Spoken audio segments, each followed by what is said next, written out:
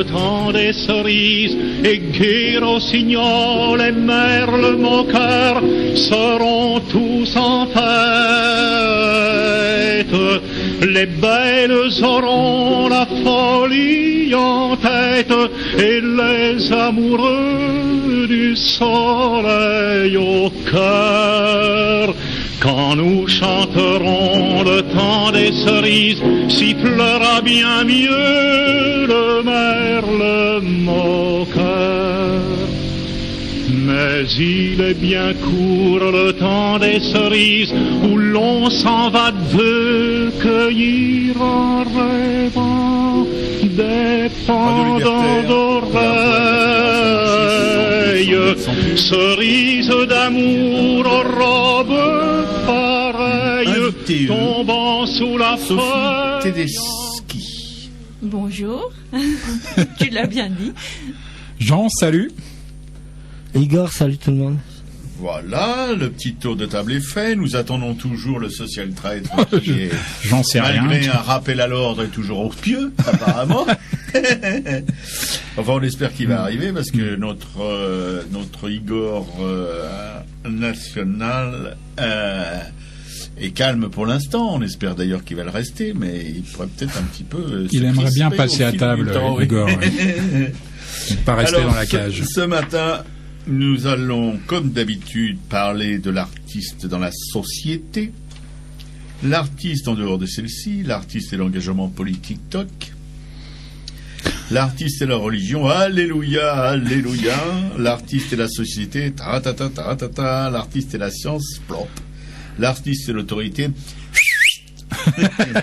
l'histoire, l'avenir, l'actualité, avec une innovation ou une nouveauté ou quelque chose d'improbable ce matin, la minute de militance de Raymond Lascience, un nouveau déguisement pour notre Jean national, et lui aussi, nous sommes tous nationaux ce matin, qui va nous causer d'une espèce de pétasse qui... Oh non, justement, non. Robert, je t'arrête tout de suite, c'est une lettre d'amour. Ah Je suis assez fébrile. Parce que, bon, tout le monde sait que la chancellerie chancelle. Rachida Dati va en effet quitter son ministère pour mener, aux côtés de Michel Barnier, la campagne de l'UMP pour les élections européennes. Alors je lui ai écrit une petite lettre d'amour, déjà empreinte de nostalgie. Je vais me racler un petit peu la gorge, mais... Non, c'est que je suis un petit peu ému, il faut comprendre. Raymond est un être extrêmement sensible. Bonne chance, madame. Vous fûtes la plus balsacienne des marionnettes présidentielles. Nous n'oublierons ni votre inutilité manifeste, malgré votre grand pouvoir de nuisance, ni votre éthique élastique, ni votre mépris du débat politique. Vous avez prouvé aux citoyens issus de l'immigration qu'il était possible, avec de faux diplômes, de renverser les préjugés sociaux et de bousculer les élites pour accéder à des responsabilités de gala, ou de voici, si vous préférez. Ce journal, ça n'a pas d'importance. Les 100 grades et les magistrats vous en remercient du fond du cœur. Pour les élections européennes, vous n'êtes que la numéro 2. Mais pour tous les arrivistes de ce pays, vous serez toujours la number 1. Et on vous fait confiance. Ce n'est qu'un au revoir, ma sœur. Nous reverrons, ma sœur, ce n'est qu'un au revoir. Tu peux peut-être nous la chanter, non, Robert? Toi, tu dois connaître. Ce n'est qu'un au revoir, Rachid, ce n'est qu'un au revoir. Oui, nous reverrons, Dati, ce n'est qu'un au revoir. Ouais, c'est comme à l'église. Ah ouais, mais non. Un peu plus non, vif. c'est une chanson scout, mais je savais qu'ils pouvaient nous la faire. Ils essayent de me compromettre, c'est pas possible. Et puis, dans la petite rubrique supplémentaire des surnoms d'oiseaux, là, je sais pas, bon, il faut encore que vous regardiez la télé ou lisiez les journaux, mais vous aurez peut-être remarqué la tronche que fait depuis quelque temps notre ministre du Travail, Brice Hortefeux. Manifestement, il est au bord de la dépression. Moi, personnellement, je suis très inquiet. Il s'ennuie à mourir, c'est visible. Alors, avant, c'était notre ministre de l'immigration, Brice Hortefeux, puis il a été déplacé au travail. Là, manifestement, les expulsions lui manquent. Je suppose que ça fait un moment qu'il n'a pas eu une famille à éclater. Alors, je lui conseillerais bien de se mettre au boulot, mais vu que ce n'est pas l'humour qui l'étouffe, bon...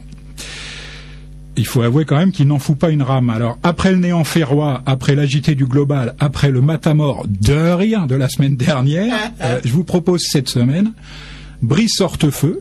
De bruit. Le pitre bulle. Oh. Ah bon. Oui, elle est fine. Là, elle est fine parce que bon, ça a du chien, non? Non, mais là, parce que je pense quand même qu'il va nous montrer les dents assez rapidement. Bon. Alors, vous pouvez déposer vos propres créations sur le blog http://arracaille.blogspot.com ou nous les communiquer par téléphone pendant l'émission au 01 43 71 89 40. Si ça continue comme ça, que personne ne répond à mes appels pourtant pressants, je pense que je vais organiser un petit concours. On choisira chaque année le meilleur surnom d'oiseau pour nos politiques et il y a une bouteille de chenin, précisément de Janière, un vin extraordinaire, dont Kurnonski, le prince des gastronomes, disait 3 ou 4 fois par siècle, ou 2 ou 3 fois peut-être, je sais plus, le Janière est le meilleur vin blanc du monde. Alors, appel aux vocations.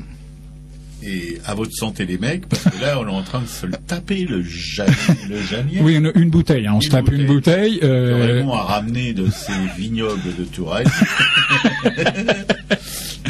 J'en garde une autre pour ceux qui auront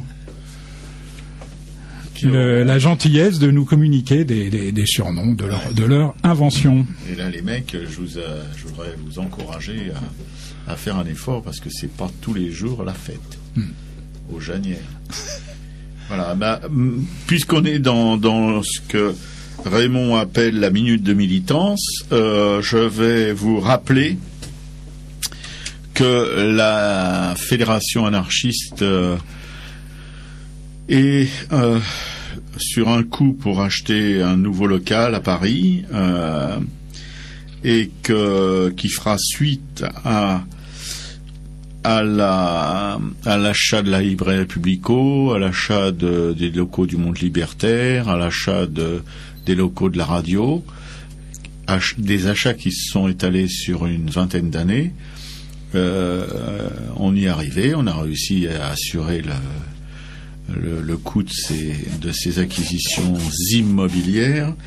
Et là, le local qu'on a dans le collimateur à la FA, c'est un local de 100 mètres carrés qui est à côté, qui est collé à la librairie Publico, rue Amelot, qui pourrait servir pour des rencontres avec des auteurs, des projections militantes, une université populaire noire, des expositions d'art et des émissions de radio libertaire en direct avec les auditeurs. Voilà, c'est un gros coup, mais possible avec tous les militants, les militantes et les sympathisants qui nous ont toujours suivis dans ces espèces d'aventures d'achat de pierre. On dit que la pierre, n'est-ce pas, c'est un bon placement. Voilà, on a besoin d'un financement à hauteur de 75 000 euros et des engagements de prélèvement mensuel à hauteur de 4 000 euros par mois. C'est donc la possibilité, je répète, c'est pas moi qui le répète, mais je répète ce que la FA nous a demandé de vous communiquer. C'est vraiment un achat militant, si on peut dire, qui permettra à la FA, quoi, de vraiment de pouvoir un peu plus rayonner en pouvant accueillir justement des auditeurs, des sympathisants, des militants, des gens qui sont même pas sympathisants, même pas militants, mais qui sont curieux. Un bel espace, rue Amelot. Alors vos dons, si vous avez des démangeaisons la générosité qui vous titille, sont à adresser à la librairie Publico, 145 rue Amelot, Paris 11e, en mentionnant Publico locaux. Et des formulaires de prélèvement sont à disposition à la librairie Publico. Voilà, quelque chose à dire, Jean, là-dessus? Oui, je pense qu'il faut hésiter d'autant moins que de toute façon le secret bancaire va être levé en Suisse, donc vous pouvez vider vos comptes là-bas pour le remplir ici. Voilà, c'est fait. Et aussi vous rappeler que donc il y a une librairie, la librairie Publico 145 Rue, ça Jean vous le rappelle tous les mardis, après vous avoir cité des bouquins que vous pouvez acheter, qui sont les compagnons de ces citations. Il y a aussi Le Monde Libertaire, notre organe de presse, qui fait maintenant 22 pages, je crois, ou 24 pages couleur, alors qu'il a débuté avec une seule couleur, le rouge pour la couverture, et qu'il était mensuel, et puis qui après il était hebdomadaire, et puis maintenant avec les pages qui ont augmenté. Voilà, et puis la Radio Libertaire, qui est une radio qui ne vit pas d'amour et d'eau fraîche, qui a aussi besoin de thunes pour pouvoir survivre à ces temps difficiles, qu'ils seront de plus en plus pour nous, parce qu'avec le passage au numérique et toutes ces choses-là, donc vous pouvez aider cette radio en prenant une carte d'auditeur qui coûte 20 € et que vous pouvez trouver aussi 145 €. Voilà, c'est terminé. C'était, comme le soulignait notre camarade Raymond Lascience, la minute de militance, qui a duré quand même presque 10 minutes. Mais bon, les minutes anarchistes ne sont pas les mêmes que les minutes de l'extérieur. Voilà, donc on a une invitée ce matin, je rappelle, Sophie Tedeschi, parce qu'il faut prononcer en italien. Ah, c'est rigolo parce que ça fait aussi penser en polonais, Tedeschi. Ah oui, polonais. Je croyais à Carla Bruni Tedeschi, en fait. Ça, on s'est douté qu'il n'avait peut-être pas trop envie. Il fallait le dire. T'as quelque chose de Carlita. Ah, merci. Ah non, mais merci pas. Non, Non, je ce qu'il y a que des auditeurs ils voient pas, Sophie, elle est une italienne à 100%, donc c'est pas polonais, c'est italien. Non, c'est pas polonais. Bien que j'ai une famille, mais du côté éloigné, en fait, je suis d'origine bulgare. Ah, d'accord. C'est un peu du côté de chez l'Europe de l'Est nous envahit de plus en plus. Oui, c'est l'Europe. Mais en aussi fait, bulgare, italien, ça ressemble un peu, enfin, sur le point de vue de physique, quoi. C'est tout simplement joli. Ouais. Oh, merci. Non, mais ça, tu sais, Igor, c'est un slave et donc qui sait parler. Sentimental. Oui, il sait parler aux femmes, pas comme nous. Ouais, On est des vrais barbares. Alors, Sophie Tedeschi est peintre. Oui, peintre. Un vrai peintre, on va dire. Oui. Parce que je suis un travailleur d'image. Ah, intéressant, travailleur d'image. Tiens, vous l'avez jamais fait. Mais il fallait m'inviter avant. Ouais. Oui, c'est ça. Et oui, je suis un travailleur d'image et j'essaye surtout de combattre pour que la peinture soit aimée de tous, en fait, et qu'on retrouve l'envie de la regarder et de l'apprécier. Super. Attends, on va développer dans la prochaine quart d'heure. Mais en attendant, notre camarade Jean-Christophe, caché derrière sa vitre, mais t'as quelque chose à te reprocher pour te planquer comme ça? Il y a Jean-Christophe, salut. On aimerait bien que tu nous fasses un petit commentaire, parce que comme ça on pourra se marrer un peu, ça détendra l'atmosphère. La circulation parisienne a eu fin de moi. Mais j'ai fini par arriver, j'ai combattu, j'ai lutté et je suis arrivé. Et vive la peinture italienne, j'ai envie de dire. Les plus grands peintres sont italiens, n'est-ce pas? Enfin, ouais. Et qu'est-ce que tu nous envoies dans les oreilles? Smog. Est-ce que vous connaissez Smog? S-M-O-G / tiret. Attention, j'aime pas trop qu'on se foute de ma gueule. Surtout quand on copie. Non, il faut pas copier Jean, non. Non, Smog, c'est un groupe vachement bien. Je sais plus le nom du chanteur qui chante tout seul maintenant, mais c'est vachement bien. Donc, je l'envoie. C'est parti. Bon.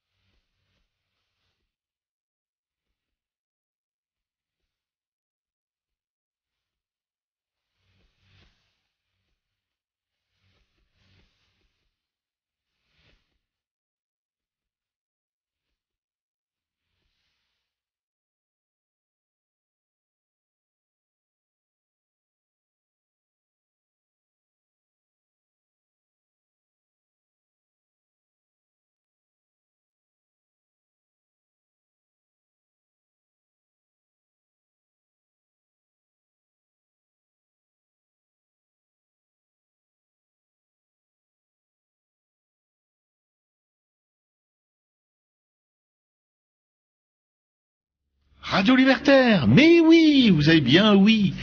Arakaï, la 18e, avec ce matin dans le studio les comiques habituels et une invitée. Moi, je me comprends dans cette espèce de bande d'hurluberlu. Et avec chef comique, chef trompier, comique trompier. Avec comme invité Carla Sophie Tedeschi. J'étais sûr que c'est... Oui, mais il la fera qu'une fois. Hein. Il la fera qu'une fois. Et une compatriote de la précité, et au charme exotique, comme elle le revendique, elle veut absolument pas avoir l'air d'une Française, d'après ce qu'elle nous a dit. Si, je suis 100% non, française. je suis même plus qu'italienne, je suis quasiment chinoise, on va dire. Et, d'ailleurs, elle pense qu'elle va se faire brider les yeux. Il n'y aura pas grand chose à faire. Et la minute de notre camarade qui a repris son vrai blaze, Jean, pour sa citation hebdomadaire, Le monde comme volonté, comme représentation, supplément de Arthur Schopenhauer, dont il nous avait cité la dernière fois aussi un texte. Oui, 26 ans après la parution de sa Bible du pessimisme, dont je vous ai lu effectivement un extrait la semaine dernière, Schopenhauer a repris et approfondi sa réflexion dans une série de suppléments. L'extrait que je vais vous lire en fait partie. Il y expose de manière synthétique et moins désabusée les raisons pour lesquelles l'art permet à l'homme d'accéder à une connaissance supérieure, à la contestation et au dépassement du simple vouloir vivre. Mais je vous rassure, il ne vire pas la naïveté pour autant. Pour Schopenhauer, ce dépassement ne s'accomplit en effet que de manière provisoire et incomplète. Ce n'est pas seulement la philosophie, ce sont aussi les beaux-arts qui travaillent à résoudre le problème de l'existence. À cette question, qu'est-ce que la vie ? Toute œuvre d'art véritable et réussie répond à sa manière et toujours bien. Mais les arts ne parlent jamais que la langue naïve et enfantine de l'intuition, et non le langage abstrait et sérieux de la réflexion. La réponse qu'ils donnent est toujours ainsi une image passagère, et non une idée générale et durable. C'est donc pour l'intuition que toute œuvre d'art, tableau ou statue, poème ou scène dramatique, répond à la question. La musique fournit sa propre réponse, plus profonde, car elle exprime l'essence intime de toute vie et de toute existence. Les autres arts présentent tous ainsi à qui les interroge une image visible et disent « Regarde, voilà la vie ». Leur réponse, si juste qu'elle puisse être, ne pourra cependant procurer toujours qu'une satisfaction provisoire et non complète et définitive. Car il ne nous donne jamais qu'un fragment, un exemple au lieu de la règle. Ce n'est jamais une réponse entière, qui n'est fournie que par l'universalité du concept. Répondre en ce sens, c'est-à-dire pour la réflexion et in abstracto, apporter une solution durable et à jamais satisfaisante à la question posée, tel est le devoir de la philosophie. En attendant, nous voyons ici sur quoi repose la parenté de la philosophie et des beaux-arts, jusqu'à quel point les deux aptitudes se rejoignent à leurs racines. Toute œuvre d'art tend donc, à vrai dire, à nous montrer la vie et les choses telles qu'elles sont dans leur réalité, mais telles aussi que chacun ne peut les saisir immédiatement à travers le voile des accidents objectifs et subjectifs. C'est ce voile que l'art déchire. Alors, je vous rappelle que Le Monde comme volonté et comme représentation est disponible aux presses universitaires de France pour moins de 20 €. Vous pouvez commander le livre à la librairie Publico, 145 rue Amelot, 75 011 Paris. Merci Jean. Oui, effectivement, c'est un peu moins abstru que la dernière fois, c'est un peu plus optimiste. Plus léger, plus optimiste et plus facile aussi, je trouve, à comprendre. Nettement. Tout à fait. Ouais, parce que la dernière fois, il n'y avait pas beaucoup d'espoir. Oui. Non, vraiment, c'était assez déprimant. Bah, merci d'avoir un peu relevé le. Comme quoi, dent. La valeur aussi n'attend pas le nombre des années. Robert, oui, bien sûr. Tout espoir n'est pas perdu pour merci, Jean. J'apprécie toujours tes commentaires. C'est pas la peine d'en rajouter, Igor. Non, ni toi, Christophe. Non, tu peux rester où tu es. Bien, on a donc comme invité, je le répète, Sophie Tedeschi, travailleur ou travailleur de J'ai trouvé l'image. le slogan, hein, tu vois. Ouais, de l'image. Bon, tu fais ce job, tu nous as dit brièvement pourquoi, tu peux nous le répéter? C'est pas un job en fait. Ah bon. C'est un métier. Et c'est ça qui est très important à préciser. C'est pour ça que je viens aussi aujourd'hui. C'est pour démontrer que la peinture est une passion, mais aussi un métier. Parce que si on ne le pratique pas tous les jours, avec beaucoup d'exigences et de permanence, eh bien, on ne peut pas faire évoluer son travail. Ok. C'est un peu sérieux, Non, mais... non, très bien, mais... C'est fini? Non, pas du tout. Alors après, je vais dire aussi que pour vous faire plaisir, mais c'est qu'une réalité. Je suis un combattant de la peinture, pour défendre la peinture, pour que, comme je disais tout à l'heure, pour qu'on l'aime à travers le monde, puisque j'ai fait des expositions en Amérique, en Chine, et c'est ça qu'il faut. Il faut aimer sa peinture pour que les autres puissent l'aimer. Bien, oui, je pense que c'est pas une mauvaise idée.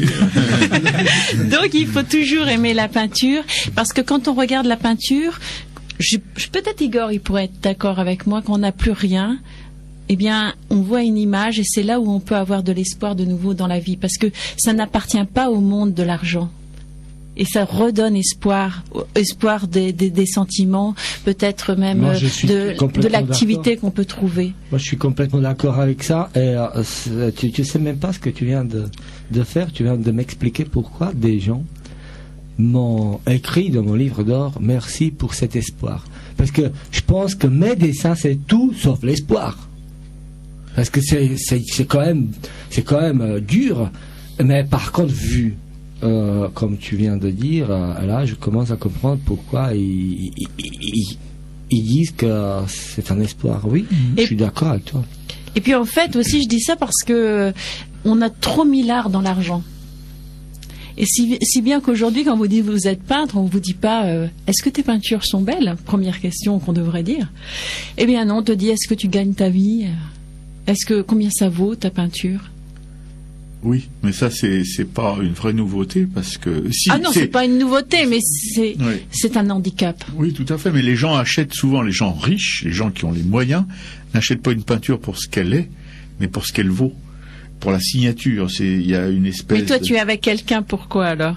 Pardon? Moi, c'est la même chose quand on est avec quelqu'un. On est avec quelqu'un pourquoi? Pour ce qu'il vaut, pour. Moi, je serais plutôt pour ce qu'il vaut, son âme. mais pas pour... Et surtout, il ne faut pas avec un mot. Eh? Non, allez. Non, Igor. Il ne s'agit pas de veau. Il s'agit du verbe valoir. Bon, moi, je dois dire que je connais un certain nombre de peintres qui n'aiment que leur peinture. Des peintres qui n'aiment pas leur peinture, j'en ai pas rencontré beaucoup, mais ça doit aussi... Moi Oui, je suis à côté de toi. Mais c'est vrai, tu n'aimes pas ta peinture. Pas du tout. Non, ça c'est pas bien. Non, mais me voilà. Il faut toujours défendre son travail, en fait. Tu sais pourquoi? Parce qu'il peint surtout Jésus. Non, Igor, s'il te plaît. Je crois, Igor, que... Je crois. Je suis fatigué. C'est moi qui bois et c'est toi qui divague. Enfin, je voulais profiter aussi d'être ici pour vous dire que, comme j'ai fait beaucoup d'expositions en Chine et qu'on critique toujours la Chine, je voulais dire que c'est un pays complètement formidable, qui là-bas, on aime la peinture, on respecte les peintres. Et cela m'a permis bien sûr de faire une belle carrière en Chine, mais aussi de croire que les choses étaient possibles, parce que ils organisent des expositions, parce que en fait, comme a dit le président, il n'y a pas de grand pays sans grande culture, et pour eux la culture c'est la peinture. Mais si je peux me permettre de porter la contradiction, est-ce que le fait d'écraser des étudiants sur la pièce Tiananmen, ça fait partie de la culture chinoise? Non, aussi? mais on est dans un autre domaine en fait. C'est l'action painting, ça. C'est un autre domaine, parce qu'ici, tu crois pas qu'on écrase des gens? Ça va venir. Pas encore avec des chars. Parce qu'il n'y a pas encore eu assez de révolte. Ouais. Mais on ferait la même chose. Et puis en plus, il y a longtemps, hein, c'est comme notre mai 68 quelque part. Oui, mais bon, mai 68, il n'y avait pas de chars non plus. Ils ont failli, mais ils les ont pas lancés. On a déjà un petit timonier, hein, c'est possible que les chars ne Mais tu soient vois, pas très moi, loin. toujours la critique, voyons la chose positive, c'est qu'ils font vivre beaucoup d'artistes, que les artistes sont regroupés en associations et qu'ils défendent leur art et qui sont très présents. Et si aujourd'hui on revoit des expositions de peinture à Paris, je pense que c'est parce que les Chinois, donc le marché asiatique, défend la peinture. D'accord. Mhm. Oui, moi je sais Non, mais ça c'est vrai. Je suis jamais allé en Chine, donc Je leur dis merci, et je dis merci parce que sans eux aujourd'hui on n'aurait plus de peinture à Paris. Oh, je suis pas quand même persuadé. Tu crois? Peinture Non. chinoise. Non, peinture, parce qu'en fait, Paris partait dans la, comment on appelle ça, dans le conceptuel. Oui. Ils s'en écartent aujourd'hui. Oui. Ah, c'est Alors encore finalement, une les bonne- travailleurs de l'image, ils gagnent. Ouais. Voilà. Bon. Comment on dit merci Comme en Chine, chinois les travailleurs, sié. Ah, Si, super. Jean-Christophe, est-ce que tu peux nous éponger tout ça? Ah, ok. Chier, coup de c'est n'a pinceau, pas peut-être. amalgamé avec Je voulais, juste avant qu'on nous passe un extrait musical, je voulais revenir sur ce que disait Igor tout à l'heure par rapport à ses propres dessins et l'espoir d'un message de remerciement dans ton livre d'or. En fait, je pense que c'est pas exactement ça, si je peux me permettre. Hein. Tu pense peux que- te permettre Je tout. pense qu'on Mon touche Jean. tellement le fond qu'on ne peut plus que remonter. C'est là qu'il est l'espoir. Ouais. Merci beaucoup. C'était mon petit cadeau du jour, Igor. Ça valait de la peine de me lever ce matin pour venir entendre. Comme Jean-Christophe.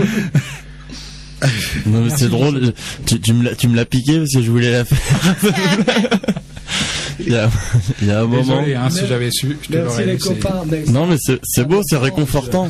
C'est réconfortant tes dessins, Igor, vraiment. En plus. Vraiment, moi j'écoutais Mano Solo pendant longtemps et ça m'a beaucoup remonté le moral hein, à un moment. D'ailleurs, vous voulez une petite musique alors, une petite chanson? Bah ouais. Allez. Oui, c'est Je vous envoie M. C'est pour ça qu'on te paye. M, la fleur. C'est la petite fleur, c'est la première chanson de son premier album.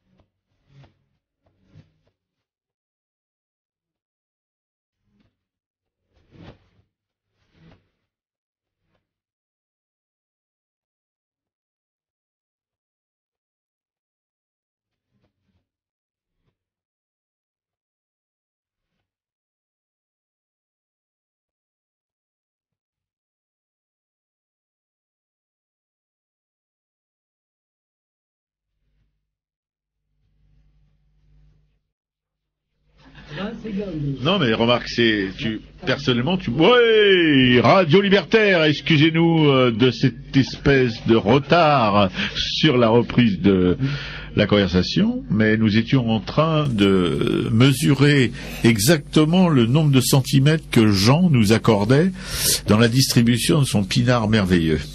Voilà, on repart avec Sophie Tedeschi. Et on repart sur quoi? Sur la peinture ou sur le livre? Pas tout de suite.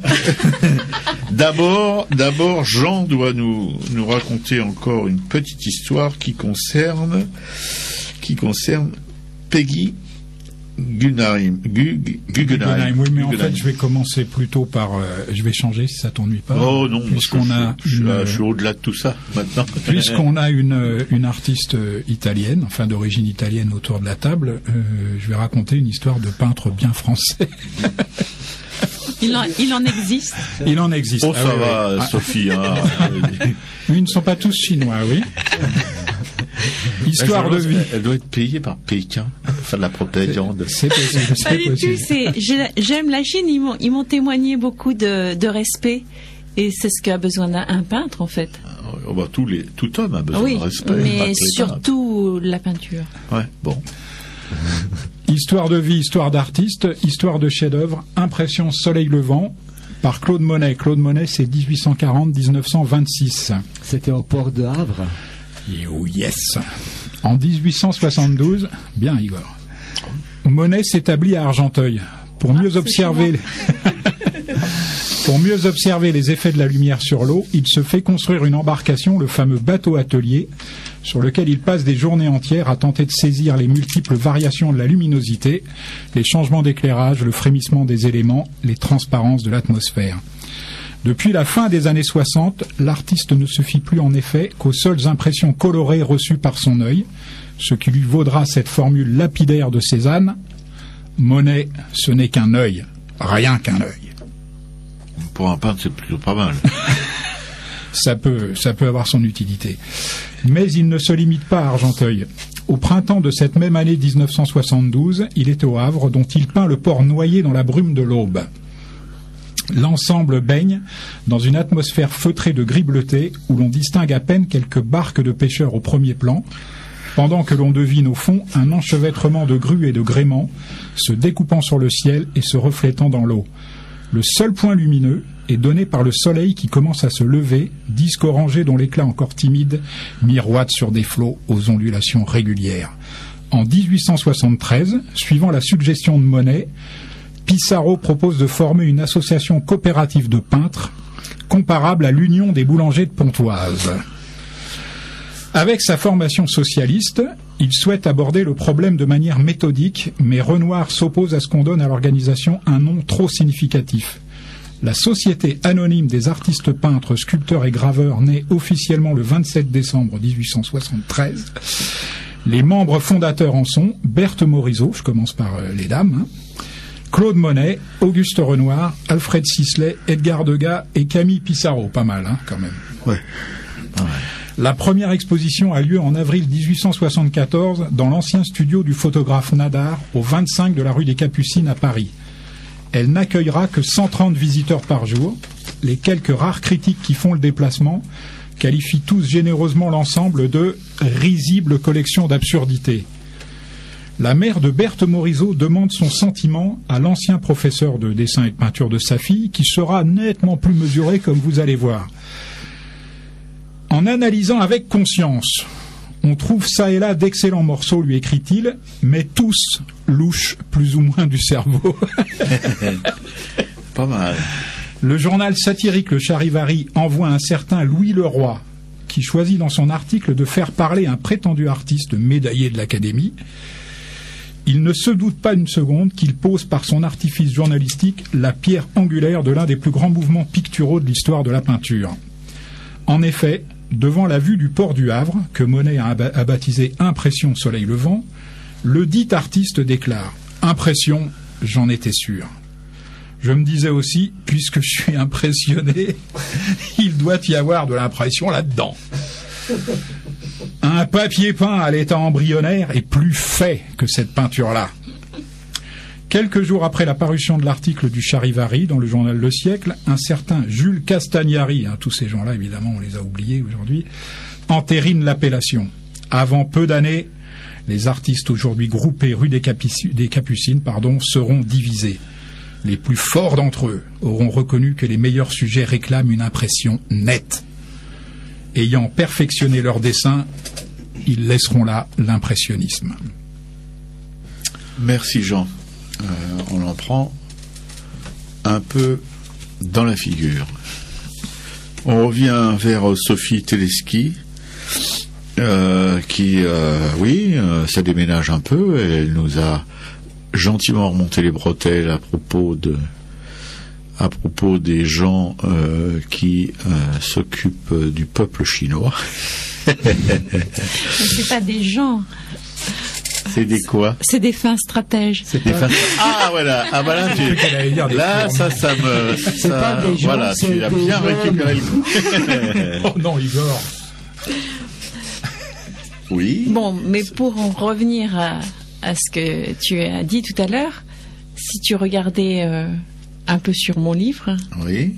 On parlait de Manet, c'est mon ancien professeur qui a fait la préface. Oui. Michel Dupré, tu peux regarder ce qu'il a dit quand Manet parlait. On parlait de Monet, pas de Manet. Oui, mais Monet, non, oui, c'est oui, Monet, je sais plus. Oui, J'ai mal lu ma préface. Non, on a parlé de Manet. Je sais pas, à mon avis, c'est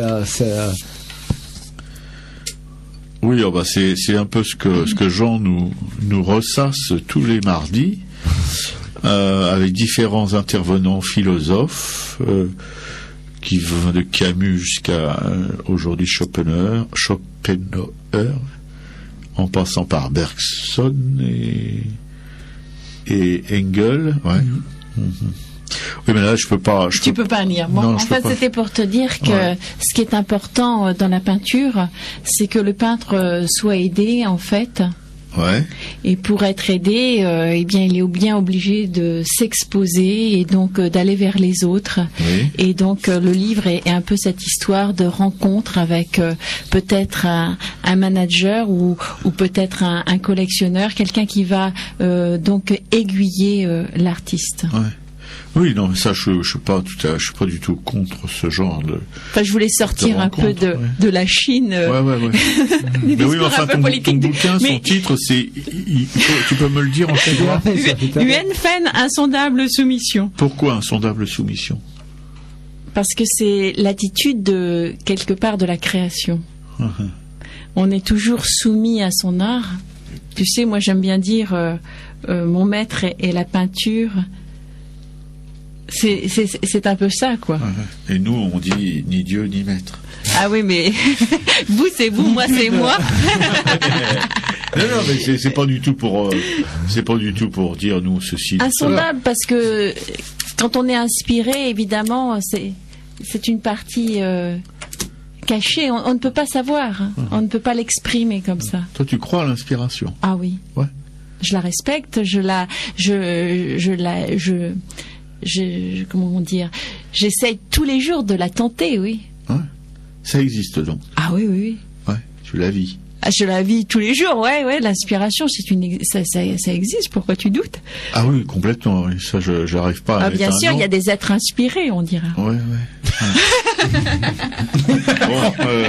Robert vient de faire un mouvement de mâchoire. Bon, comment on le connaît, on sait que... Je voudrais quand même te soumettre un petit paragraphe, un peu deux phrases ou une phrase un peu longue, qu'a écrit un espèce de zozo, qui est quelqu'un qui apparemment se prend pour une espèce de, je sais pas comment on pourrait qualifier ça, genre les gens qui s'entendent, qui disent il faut que, il y a qu'à. Un pédant. Un pédant. Je sais pas. L'artiste se doit d'être populaire, engagé, révolutionnaire et surtout pas au service d'une élite qui n'a que faire des autres classes et qui pense détenir le savoir parce qu'elle détient l'économie, mais populaire pour l'émancipation de tout à chacun. Alors moi j'ai relevé là-dedans, je vais te laisser donner ton sentiment là-dessus, mais j'ai relevé que surtout ce terme, l'artiste se doit d'être populaire. Est-ce qu'un artiste se doit? Mais comme d'une j'allais manière dire, générale. oui, il se doit de respecter ce qu'il fait en priorité pour que les autres puissent le respecter. Par contre, sur ce qu'il a dit, se doit d'être populaire. Je dois dire que surtout, j'ai remarqué ça, ceux qui n'ont pas beaucoup de culture, qui se sentent sans culture, ils ont toujours une chose à exprimer sur la peinture quand ils voient votre peinture. Et puis les autres, comme ils ont de la culture, ils n'osent pas. Ils se gardent. D'accord. Et puis autre chose aussi, c'est que j'ai remarqué que souvent je dis comme ça, bon, je suis peintre, alors tout le monde dit ah mais moi j'ai un ami qui est peintre. Oui. Donc c'est populaire, d'aimer un artiste. C'est populaire d'aimer un artiste, mais j'ai bien aimé la première partie de ta réponse qui évacue complètement ce zozo qui, d'après si j'ai bien compris ce que tu voulais dire, était quelqu'un d'inculte. Mais tu sais, moi je crois que très bien. Non, mais c'est facile l'art en fait. Tu sais, c'est comme quand tu es dans la rue et tu vois quelqu'un de beau, et ben tu dis ah il est pas mal. Enfin pour moi parce que je suis une fille. Ou toi tu dis elle est pas mal. Et ben la peinture c'est pareil. C'est les yeux qui jugent, ton cœur et puis c'est tout. D'accord, pas mal. Et qu'est-ce que t'en penses, Jean-Christophe? Attends, j'aurais voulu juste rapidement donner mon sentiment, moi, sur ce que tu as lu, parce que tu nous diras tout à l'heure qui a écrit ce pensum. Pour moi, c'est du marxisme à la petite semaine. Hein. Alors, je sais pas s'il est en mort ou encore vivant. Il est vivant. Mais je vais lui en mettre un peu dans la gueule. Longtemps, hein. Je crois même que son prénom, c'est Juan. Juan. Ah bon? Bon, je vais t'en mettre un petit peu dans la gueule, Juan, et je vais essayer de faire ça rapidement. Pour Marx, l'art devait être forcément engagé. Et, au départ, c'était plutôt généreux. Ensuite, ça a dérapé avec Lénine, qui en a fait l'art doit être forcément engagé au service, donc populaire, hein, bien sûr, dans le sens où l'engagement de l'art devait être se faire forcément au bénéfice exclusif de la classe ouvrière. Ici, on a un penseur maison qui s'appelle Proudhon, pour lequel l'art n'avait absolument pas à être engagé, c'est l'artiste qui devait être engagé. Mais il pouvait tout à fait l'être en tant que citoyen, et pas forcément en tant qu'artiste. Le modèle, comme je l'ai déjà dit, le modèle de l'artiste engagé pour Proudhon, c'était Courbet. Courbet a peint des sous-bois. Des sous-bois qui sont de la peinture populaire. Voilà. C'est tout. Je sais pas si je me suis bien fait comprendre. Oh, très bien, mais je suis... Mais Juan, tu vas porter tes guêtres ailleurs. Là, il y a une AG, je crois, de lutte ouvrière incessamment sous peu. Renseigne-toi, mon garçon. C'est là ta place. Travailleur d'image. Travailleuse, travailleur. Non, mais moi, je sais pas si on a bien compris. Hein. La différence entre art engagé et artiste engagé, je crois que ce Juan ne saisit pas bien cette nuance. D'accord, c'était bien lifté tout ça. D'une part, notre tennis woman et notre tennis woman et se sont renvoyés on dit pas ça. Man, s'il te plaît. Man, c'est ce que j'ai dit. J'ai dit woman. Des fois, j'ai l'impression. Man, pardon. Oh, oui, non, ça c'est le. Non, parce que c'est gentil, mais c'est de là. Le Janière, nous mesurons les effets du Janière sur le zozo. Non, sur la parole de tout le monde. Hein. Ouais. Qu'est-ce que tu voulais dire, Igor? Vite fait. Des fois, j'ai l'impression que des gens, je sais pas si c'est l'état de société humaine qui a changé ou ou des gens ont des complexes, mais comme tu viens de le dire, dès que tu dis je suis artiste, ils cherchent à te dire oui, je connais un artiste, ou oui, mon voisin est artiste, ou oui, machin truc. Tu vois, quelque chose comme, c'est pas que ça me gêne, mais moi, vous me connaissez assez bien maintenant. Je suis artiste, peintre, etc., mais j'ai aussi d'autres priorités. Je suis surtout artiste. Peintre, mais j'ai aussi d'autres priorités. Surtout, ma priorité à moi, c'est d'étudier humain. Donc c'est pour ça que j'ai réagi sur ce que vient de dire Sophie, sur cette petite phrase, en disant, dès que tu dis que bonjour, je suis une artiste, il te sort tout de suite, ah oui, moi je connais. Donc voilà. C'est bien s'ils connaissent, moi je trouve. Ouais, Oui, c'est bien. Mais Qu'ils connaissent parce qu'on est inconnus finalement. Et pourquoi ils réagissent comme ça? C'est ça ce qui m'intéresse. Ah bah moi je pense que c'est pour montrer qu'ils peuvent comprendre, qu'ils aiment ça. T'as ta maladie, puis qu'ils peuvent comprendre ta maladie, et puis que tu vas pas mourir tout de suite. Et Igor, si tu pouvais nous enchaîner avec ta petite histoire parisienne, ça serait pas mal. Oui. Ouais. En plus, elle est courte aujourd'hui. Très bien. Oui. Pour introduire un petit peu. Ah non, tu n'as introduit personne. Pour introduire. Cette petite histoire était créée par hasard, un petit peu par hasard. C'était un moment que j'étais dans des établissements sociaux où c'est Sandrine qui s'occupait de moi, et c'est Sandrine qui m'a dit un jour, Monsieur Kralik, allez voir à la bourse. Ça s'est passé en hiver, il y a un an. Allez voir à la bourse, il y a des familles dans la rue. Bon, je dis, oui, il y a des familles dans la rue. Moi, à côté de la misère que moi je vois tous les jours, en plus, ça rentre pas dans le cadre de mes petites histoires parisiennes. Vous êtes gentils, machin truc. Bon, il faut aussi savoir, mes amis, que je suis un peu coincé de cul, donc il me faut un petit peu de temps pour réévaluer des choses. Donc, j'ai pris mon temps et puis je suis quand même allé à la bourse. Pourquoi? Parce que cette petite histoire, c'est un dialogue de deux personnes seulement. J'ai réagi sur une chose, qu'on s'est peut-être pas rendu assez bien compte en France qu'il y a la troisième génération des étrangers français, des colonies, etc., qui sont nés en France, qui sont français, mais qui sont pas traités ainsi. Pas encore. C'est des petits. Enfin, ils sont à l'école encore aujourd'hui. Donc voilà ce qui se passe dans cette petite histoire parisienne. Dans cette petite histoire parisienne, c'est un petit garçon qui rentre de l'école. Et puis il rentre chez lui sous une bâche à côté de la bourse dans la rue, quoi. Donc ça s'est passé en 2e arrondissement, quartier de la Bourse. Le titre, Salut maman. Salut maman. Ah mon bébé, comment ça a été aujourd'hui à l'école? Superbe. Tu sais, notre maîtresse nous a appris à dessiner de mémoire chacun son pays. Moi, c'était bien sûr la France. Même s'il n'y a pas de chauffage en ce moment et qu'il fait un peu froid, mais j'aime bien mon pays. En parlant froid, mon amour, t'enlèves pas ton blouson pour pas attraper la crève, car il y a du vent aujourd'hui. Pose ton cartable dans un coin et va aider la voisine pour mieux attacher les bâches. Ah, superbe! Tous les copains sont très jaloux qu'on habite dans un quartier chic. C'est chic la bourse, n'est-ce pas maman? Et qu'est-ce que c'est la bourse? La bourse, ça me fait penser aux ours.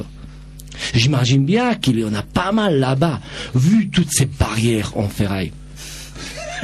C'est pour qu'il ne s'échappe pas? C'est ça, maman? Dis-moi, c'est ça? Voilà, nous avons fixé les bâches. Et qu'est-ce qu'on mange ce soir? Maman? Maman? Maman? Mais pourquoi tu pleures? Ne pleure pas, s'il te plaît. Je sais, je t'ai fait peur avec ces ours. T'inquiète pas, je suis déjà un grand garçon, tu le sais. Et je saurai te défendre. Je te promets qu'un jour, j'irai travailler à la bourse pour surveiller ces méchants ours. Tu crois qu'un garçon courageux peut travailler là-bas? Parce que je n'ai pas vu un seul garçon ni rentrer, ni sortir de cette maison qui te fait tellement peur. Merci Igor. Superbe. Oui, c'est super. Ouais, superbe. C'était assez courte. Bien. Bonjour Sophie Tedeschi. On peut poursuivre ce 3e degré. On en était où dans le 3e degré? Parce que alors là, je suis en 3e degré, je suis en création. Oui, on en était à ce que Jean a répliqué ton commentaire sur l'indépendance, la passion de l'artiste, voilà, qui faisait suite à un petit texte d'un zozo qui s'appelle Juan sur l'artiste qui se doit d'être populaire. Mais tu sais, en fait, quand on crée, on pense plus à rien. Enfin, on pense pas à ça, en tout cas. On est suspendu au temps et on est dans un autre monde. Le monde qu'on imagine, mais qui est en fait aussi un peu notre monde, mais on est ailleurs. Et parce qu'on est ailleurs, on arrive à rendre celui-là vivant. Ouais. Enfin, tu vois, c'est un peu hermétique, mais... Non, on a lu L'œil et l'esprit de Merleau-Ponty. Oui, c'est ça, en fait. Ouais, bien sûr. Puisqu'il est dit que dans un peu d'encre, on peut voir des forêts et des tempêtes. C'est tout le problème de la peinture. C'est de voir dans rien ce qui est impossible à voir. Ouais, et que nous sommes des passeurs d'invisibles. Voilà. Il y a un peu cette exposition à l'heure actuelle sur les choses cachées. Où je sais pas, au Grand Palais, je crois. Au Grand Palais. Mais c'est un peu trop précis, parce que la peinture, ce n'est que ça. Ce n'est que ça, en fait, de voir ce qu'on ne voit pas. C'est ce que tu appelles... ce que j'appelle l'imagination. L'imagination, d'accord. Ouais. Et l'imagination, tu t'es pas comme ce jeune ou ce vieux con qui pense que l'artiste doit d'être populaire. Toi, pour toi, l'imagination, c'est quand même... Mais en fait, je voulais dire aussi que le peintre se doit d'être populaire, ça c'est sûr. Mais comment parce que on peut se c'est son problème, mais c'est aujourd'hui le problème en fait de la peinture, c'est que le peintre, il n'est invité nulle part. Ouais. Tu vois, bon là je suis ton invité, ouais. Mais on n'est jamais invité d'un plateau télévisé. Non, ça, je suis d'accord avec toi, oui. Ah oui, Igor, merci, c'est vrai. Excuse-moi. Faut être précis. Hein. Elle est mon invité à moi. Hein. Oui, Igor. Oui, Igor. Non, nous sommes un collectif, Igor. Voilà, on est exclus, si tu veux, de la Igor, la société. propriété, c'est oui, le mais vol. dans l'esprit de ce marchand d'ineptie, ce devoir d'être populaire, c'est pas du tout ce que tu imagines. C'est-à-dire que il doit avoir une espèce de méthodologie pour plaire au plus grand nombre. Ah ben c'est ce qu'ils essayent de faire pour la musique aujourd'hui. Oui, bien sûr. Mais c'est vrai que si on faisait ça, mais ça marche des fois pour les artistes comme tu sais Jeff Koons et tout ça. Oui, tout à fait. Oui, mais c'est pas des exemples quand même. C'est pas des exemples de profondeur. Non. Mais j'aime bien mais ce sont des exemples quand même. Ouais. Parce qu'ils sont amusants pour le plus grand nombre. Oui, le plus grand nombre. Bah oui, mais on fait toute la publicité que ces gens-là peuvent avoir pour soutenir leurs espèces de démonstrations un peu suffisantes. Mais il y a quelque chose d'apprendre d'eux tout de même. Oui, bien sûr. Non, tu sais, parce qu'ils travaillent avec un peu comme le cinéma. C'est ce qui manque à la peinture, parce que la peinture, le peintre est trop seul. Tu sais, ouais. Il est complètement isolé, donc qu'est-ce qu'il peut faire? Un mec comme Jeff Koons, il a pu créer comme du temps de la grande Renaissance un atelier, plein de personnes qui travaillent pour lui, et c'est ce qu'il faut. Il faut souhaiter à la peinture qu'elle devienne une entreprise. Ouais. C'est pour être populaire. Tu crois que forcément, en devenant une entreprise, elle sera populaire? Bah oui, bien sûr. Pourquoi? Elle sera un empire qui réussit. Oui, un petit peu plus populaire. Elle aime bien C'est parce que je vois anarchiste sur son t-shirt. Alors, c'est tentant.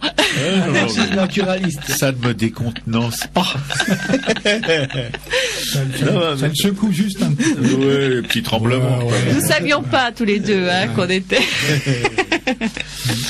Non, mais c'est bien. Bien, quand même, Jean-Christophe, ton commentaire? Nous partîmes 500. Oui, bon, et la musique. Tu nous mets un petit j'en sais rien? Mais j'ai pas de j'en sais rien. Oh, Par non. contre, vous pourrez entendre ce soir. Je vais te ramener la Cantada. prochaine fois, j'en sais rien, moi. On pourra attendre Moi, ce soir? Entendre quoi? Vous pourrez m'entendre ce soir à la Cantada. À la Cantada. Tu peux donner l'adresse, les Cantada. horaires, le C'est prix? rue Moret. Dans quel- M-O-R-E-T. Oui. Salut Frédéric. Salut. F-R-E-D-E-R-I-C. C'est rue Moret, donc M-O-R-E-T. Ouais. 75 011, donc 75011 à Paris, P-A-R-I-S, dans le 11e arrondissement, donc métro Ménilmontant. Voilà, et c'est à 20h. I-L-M-O-N-T-A-N-T. Non, j'aime pas trop là. C'est la dernière fois que je ramène du Janière. Hein. Bien. Si c'est pour me faire charrier comme ça. Bon, alors. Vraiment, la science va vous tourner le dos. Hein. Ah non, Raymond, surtout pas. Non, parce que si tu nous tournes le dos, là, t'es fragile. Hein. Et donc, hélas, j'ai pas de disque avec moi là. Bon. Voilà. Donc, il faut aller sur le blog de Art Racaille. Aller sur les émissions passées et chercher. J'en sais rien. Voilà. J-E-A-N-C-R-I-E-N. J'en sais rien. Sur MySpace aussi d'ailleurs. Bien. Musique. Donc, Adam Green. Adam Green qui est un peu ma référence américaine. Donc voilà, c'est ce que j'aimerais bien faire en français, Adam Green. Donc je vous l'envoie tout de suite. Merci.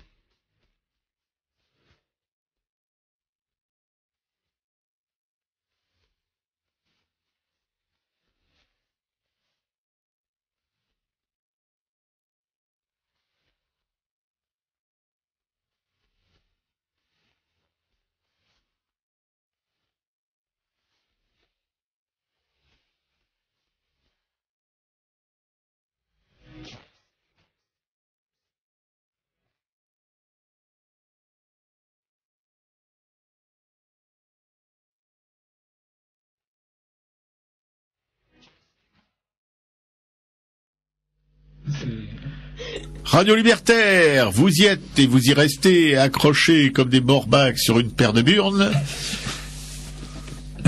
C'est Janière une fois de plus. C'est Janière une fois de plus. À Racaille, l'émission, oui, Bips, Burp, avec ce matin Sophie Tedeschi, une italo-bulgaro-française qui travaille en Chine.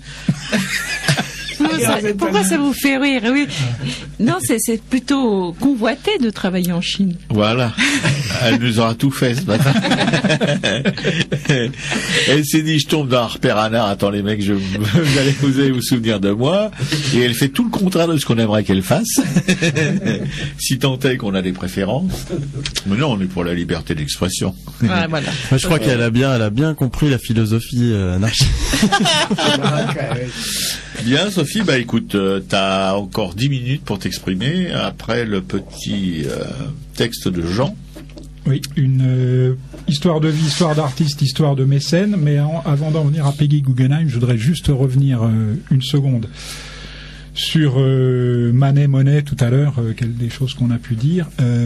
En fait, au grand déplaisir de Monet, Manet a refusé de se joindre aux premières expositions impressionnistes. Hein. Il lui a dit: le combat doit avoir lieu dans les salons officiels. Je pense que c'est assez respectable, on pourra en rediscuter tout à fait. Non, une autre fois. Tout à fait. Plutôt qu'à la marge. Marguerite Guggenheim naît en 1898. Tiens, c'est un petit clin d'œil pour Tania, dont l'atelier se situe Salut Tania. dans un petit village alsacien. oui. Salut Marie-Christine. Non. Non, j'aurais pas dû. Mais elle a son atelier dans un petit village alsacien qui s'appelle Guggenheim, et on pense d'ailleurs que c'est le berceau de la famille, ou en tout cas d'une partie de la famille. Marguerite Guggenheim naît en 1898 au sein d'une richissime famille. Son père Benjamin meurt à bord du Titanic en 1912, après avoir quand même dilapidé une partie de sa fortune à Paris. Comme quoi, je sais pas, peut-être une intuition. En 1919, lorsqu'elle atteint sa majorité, elle hérite de sa part restante et entreprend immédiatement un grand voyage à travers les États-Unis, des chutes du Niagara jusqu'à la frontière mexicaine. Gaffe en ce moment. En 1920, après une opération ratée de chirurgie esthétique, elle gagne Paris, décidée à perdre sa virginité et à expérimenter, si, tout à fait, diverses positions sexuelles inspirées des fresques de Pompéi. C'est la première manifestation de son goût très prononcé pour la chose artistique. Elle jette son dévolu sur Laurence Veil, le roi de Montparnasse, qui sera son époux et lui fera 2 enfants. Elle fréquente Brancusi, Duchamp, Tanguy, Man Ray, nouant des relations plus intimes, je ne sais pas trop ce que ça veut dire, mais avec Samuel Beckett, puis Max Ernst. Je me demande d'ailleurs si elle n'a pas été l'épouse de Max Ernst, je ne sais plus. En 1928, elle rencontre à Saint-Trope-de-Pèze l'amour de sa vie, John Holmes, un écrivain alcoolique pour lequel elle quitte sa famille. Mais il mourra en 1934 d'une crise cardiaque après une intervention. Pendant des années, elle va se constituer une collection exceptionnelle, tentant la gageure d'acheter une toile par jour, ouvrant même un musée à Londres en 1938. En 1941, elle épouse Max Ernst. Eh ben, nous y voilà. Durant la Seconde... Durant la Seconde Guerre mondiale, elle retourne à New York où elle ouvre un autre musée afin de présenter sa collection unique et de promouvoir de jeunes artistes du mouvement expressionniste abstrait tels Pollock ou Rothko. En 1948, 2 ans après la fermeture de son musée new-yorkais, elle revient en Europe et décide de vivre à Venise, où elle s'installe dans le Palazzo Venier dei Leoni. Tu nous diras comment ça se prononce peut-être, non? Non, je ne sais pas. Qu'elle achète pour l'occasion. Palazzo, machin truc. Eh ben voilà, on avait un bien italien autour de la table. Qu'elle achète pour l'occasion au bord du Grand Canal. En 1951, elle y ouvre ses acquisitions au public vénitien et quelques années plus tard cède ses œuvres à la fondation de son oncle Solomon. Elle restera à Venise dans son palais jusqu'à sa mort le 23 décembre 1979. Elle y est même enterrée aux côtés de ses nombreux chiens près d'un arbre planté par Yoko Ono. Je vois pas très bien l'intérêt de cette info, mais bon.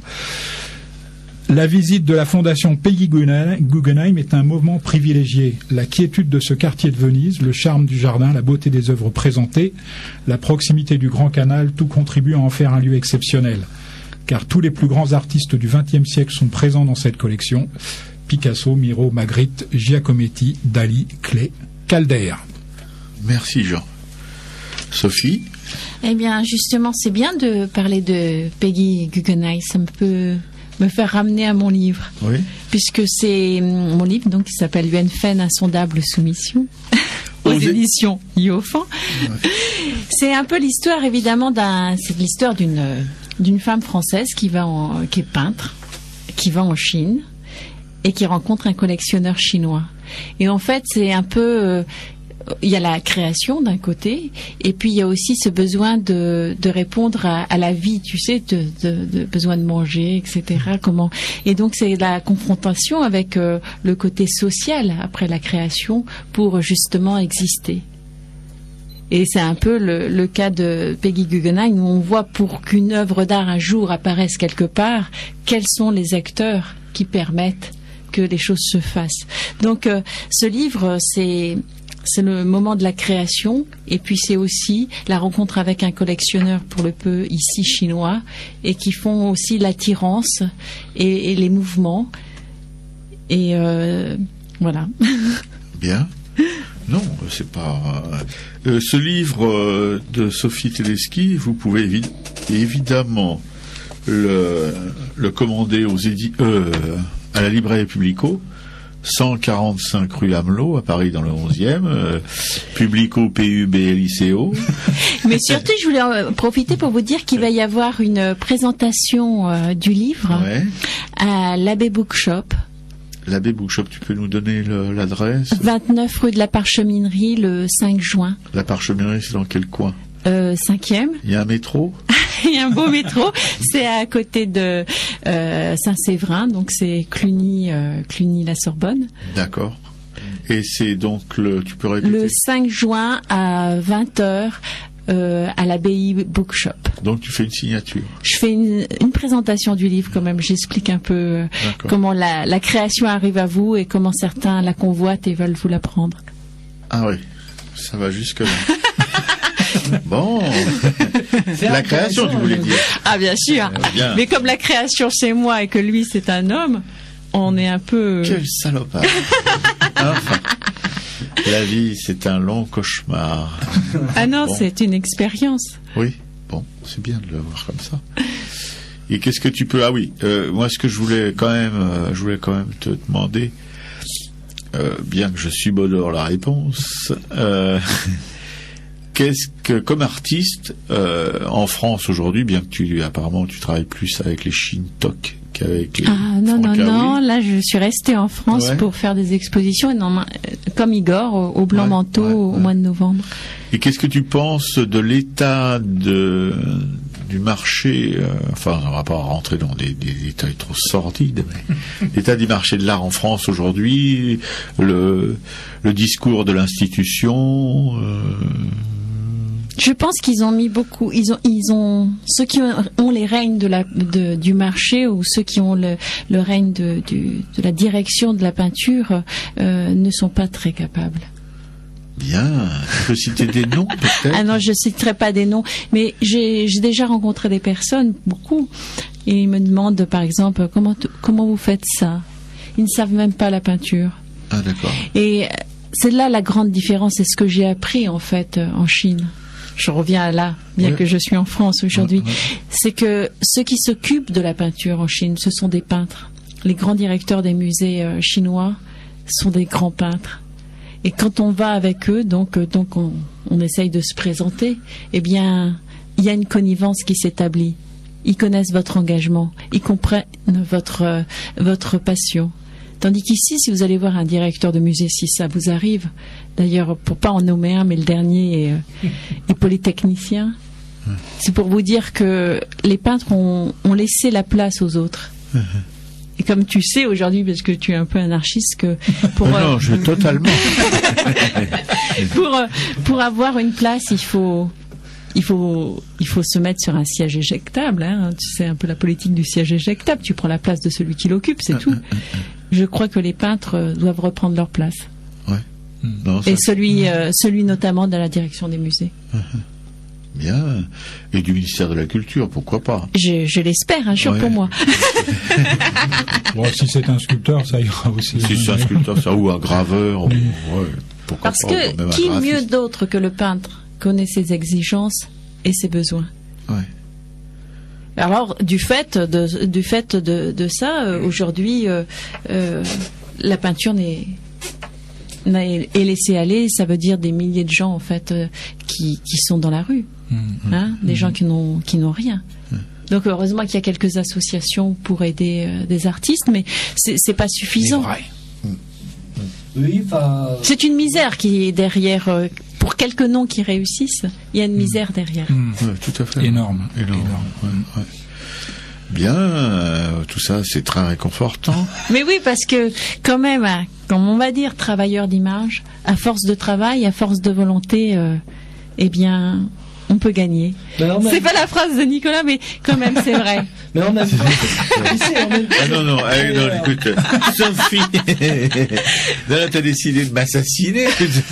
En même temps, c'est très frais ce qu'elle vient de dire, parce que c'est quand même un peu nouveau. Enfin, dans cette dernière période, de ces derniers, je sais pas, 20 ans, 30 ans, que peut-être les artistes ou les peintres doivent se remettre en question, pas seulement comme les artistes, mais aussi comme les acteurs ou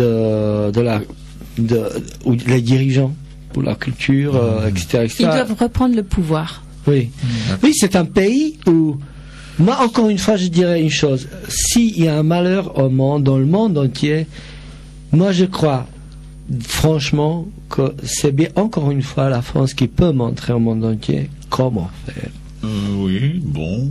Et ce qu'elle vient dire, Sophie, ça me vraiment, ça me met l'optimisme parce que c'est extraordinaire. Ouais. Ça fait 1h30 que j'écoute avec la bouche ouverte et pourtant j'ai cru que c'est moi le plus intelligent. Ouais, non, où je suis un peu plus réservé que toi, c'est que je pense pas qu'il y ait un pays leader dans ce domaine-là.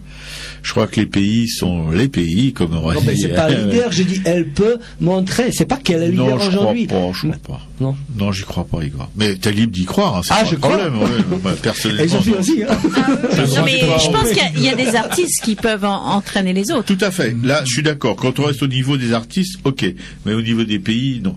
Parce que je pense que les pays, si tu veux, ils ont pas justement cette capacité de comment dire, de vivre cette liberté qu'ont les artistes. Mais on est en Europe. Les pays d'Europe, l'Europe est peut-être pas encore, mais doit devenir un pays comme les États-Unis. Donc, et la Chine aussi va être un pays. Oui, je crois pas que les grandes unités territoriales comme ça soient le mieux pour les êtres humains. Enfin bon, parce que le pouvoir devient de plus en plus lointain pour les citoyens. Tu peux plus peser du tout sur les décisions. Autrement, ça devient un exemple. Je dis montrer exemple, pas diriger. Non, je veux pas que la France maintenant va s'imposer machin truc. Mais montrer exemple et rester au-delà des agissements des autres qui font ce qu'ils veulent. Mais moi, c'est pas parce que je me trouve en France aujourd'hui, mais c'est que moi, je pense que les Français, c'était toujours eux qui étaient à l'origine de réfléchir, à l'origine de prendre des pavés s'il fallait. Oui. Oui, enfin, c'est un peu du mix. En quelle couleur je suis aujourd'hui? Oui. Bleu, blanc, rouge. Noir. Non, en bleu. Je suis habillée en bleu, blanc, rouge.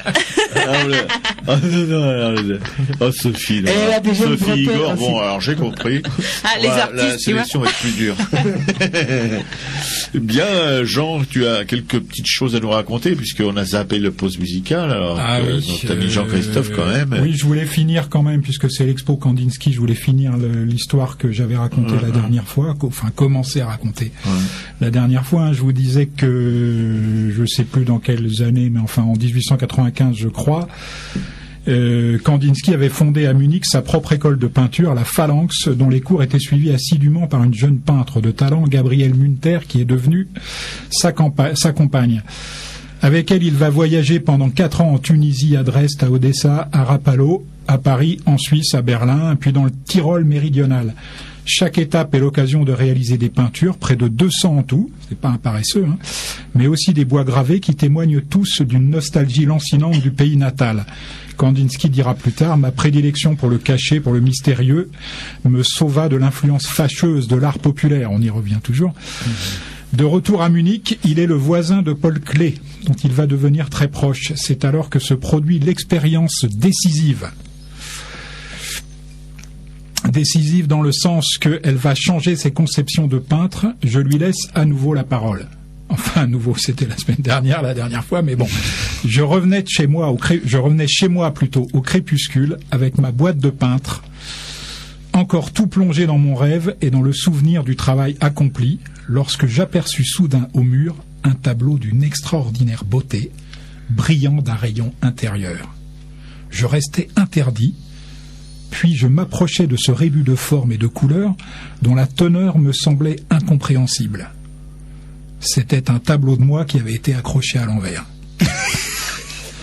Ne rigole pas, Igor, tu assistes. Mais c'est vrai, c'est la naissance de l'abstraction. Igor, tu assistes à la naissance de l'art abstrait, alors je te prie. Justement, les œuvres de l'art abstrait, ils ont un avantage, tu peux les accrocher à l'envers comme à l'endroit. Et ils ne boivent que de l'eau. Vous imaginez s'il avait bu du Janière comme nous, hein. Bon. Le lendemain, à la lumière du jour, j'essayais de retrouver l'impression de la veille et n'y réussis qu'à moitié. Même à l'envers, je retrouvais l'objet.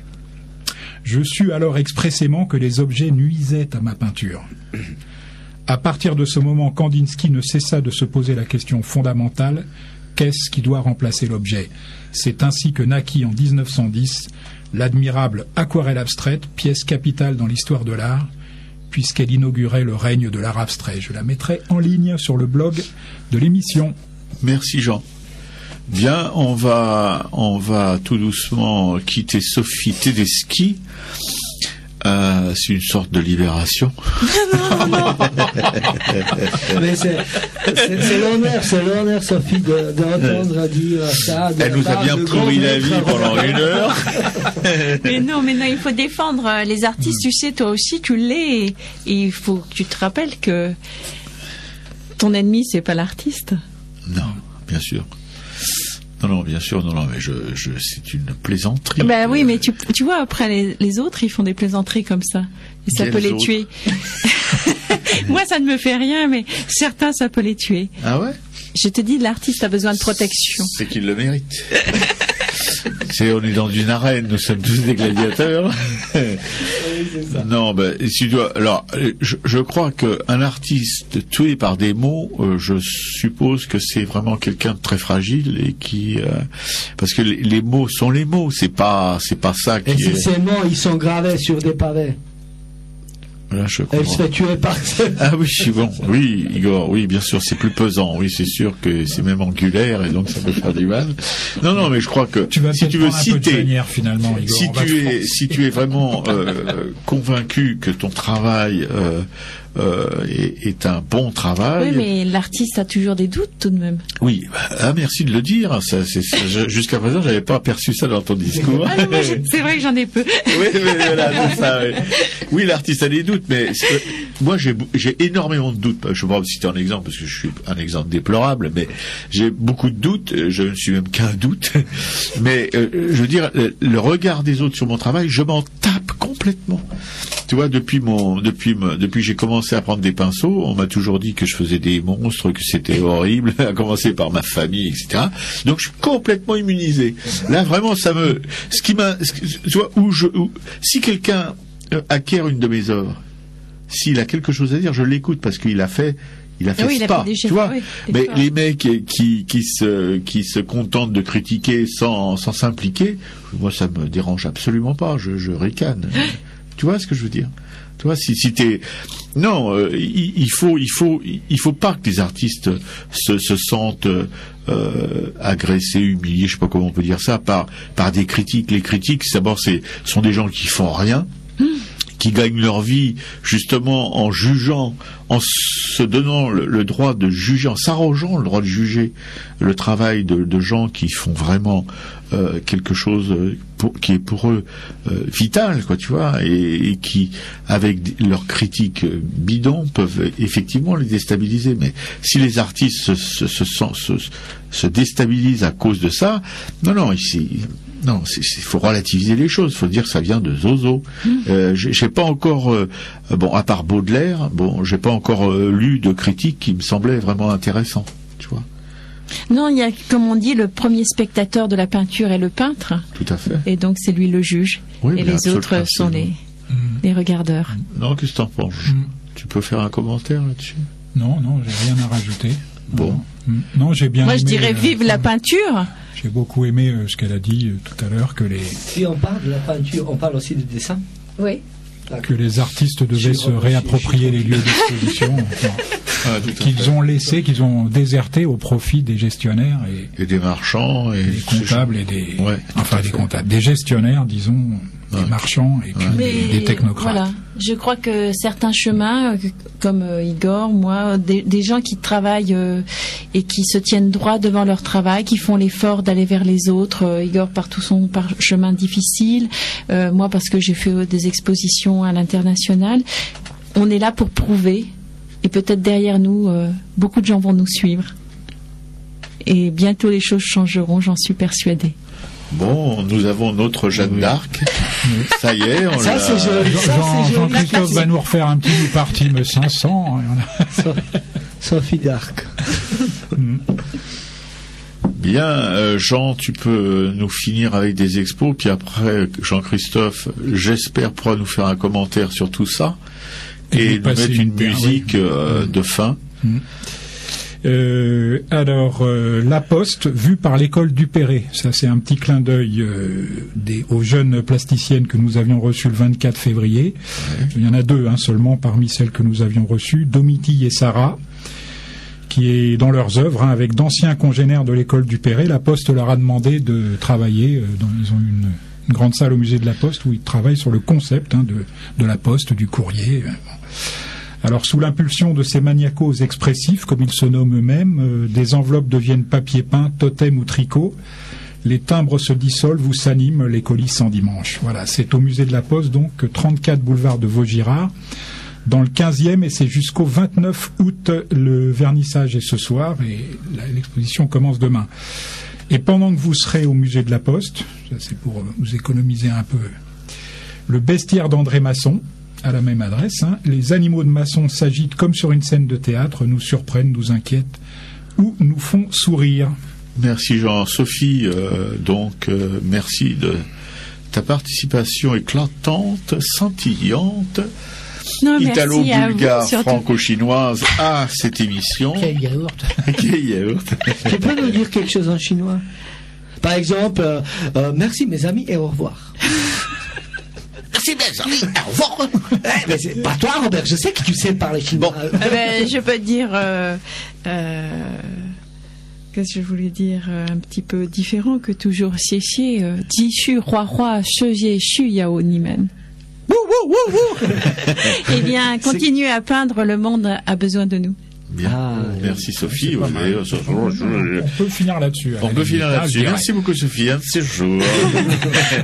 Je rappelle le livre de Sophie. Yuan Fen ou l'insondable soumission. Dans l'insondable soumission, enfin bon, ça peut faire fantasmer. Aux éditions Yufeng. Rue Monsieur le Prince, 45 rue Monsieur le Prince. Et où tu auras une signature. Ah non, c'est encore un autre endroit. C'est encore un autre endroit. Chez les Canadiens, à l'Abbé Bookshop. 29 rue de la Parcheminerie, le 5 juin à 20h. Ok. Elle expose au Blanc-Menton, c'est quand? Au mois de novembre. On attend d'en parler. Merci Robert. Comme ça. Jean-Christophe, quelques commentaires depuis ta petite cage vitrée? Non, moi, je suis abasourdi. Que dire de plus? Quand est-ce qu'on part en Chine? Alors, tous? Eh ben, écoute, on va demander à Radio Libertaire de nous allouer un crédit illimité. On n'est pas prêt de partir. Et puis les TGV, ils font en ce moment les bons prix, quoi. Non, mais moi, en tout cas, ça me faisait penser, j'ai souvent constaté que les sociétés qui morflaient le plus à un moment, ressortait avec une grande vague créatrice, vraiment. Donc ça m'étonne pas qu'en Chine ça ce soit assez pertinent et qu'il y ait une mouvance artistique là-bas qui soit importante parce que ils ont morflé et ils en chient encore et voilà, il y a eu ça après Franco en Espagne, il y a eu ça, on constate ça un peu partout, quoi, je trouve. Ouais, je suis assez d'accord avec toi. Donc c'est un bien pour un mal, quoi. Un prêté pour un vomi. Oui. Ouais. Bien. Merci beaucoup, Jean-Christophe. Et sinon, j'ai une dernière chanson pour toi, spéciale dédicace à Robert, qui s'appelle Anarchite. Merci. T'as vu que je suis anarchiste? T'as vu Allez, salut à tous. Salut à tous. Au revoir. Au revoir tout le monde. C'est donc Soldat Louis qui chante ça. Je sais pas comment on est passé à côté, quoi. Anarchite. Et au revoir à tous. Merci Jean.